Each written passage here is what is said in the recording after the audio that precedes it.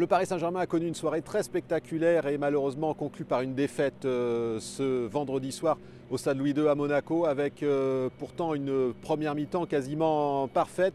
2 buts au compteur et même 4 dans les faits puisque Moïse Kean d'abord puis Kylian Mbappé ont vu tous les deux leur but refusé pour des hors-jeux pas toujours évidents, mais finalement le VAR s'en est mêlé et donc le score n'était que de 2-0 pour Paris à la pause au moment de rentrer au vestiaire.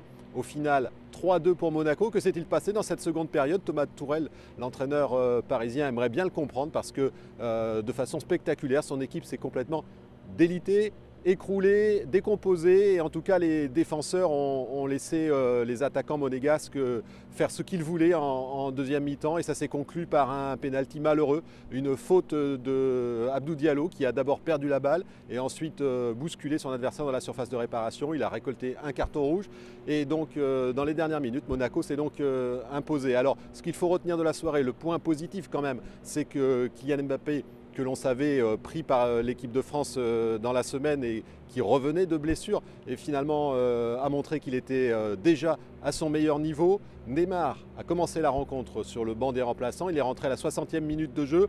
Il n'a pas forcément apporté, mais l'essentiel n'est pas là parce que pour Paris, c'est l'objectif Leipzig, mardi prochain, la rencontre de Ligue des Champions au Parc des Princes, essentiel pour le futur du club dans la compétition. Alors Neymar, ce soir, a pris un petit peu de temps de jeu après avoir soigné ses adducteurs et finalement libéré par le Brésil pour rester aux soins au camp des loges. Eh bien, il a montré qu'il revenait petit à petit, il n'a rien fait d'exceptionnel sur le terrain.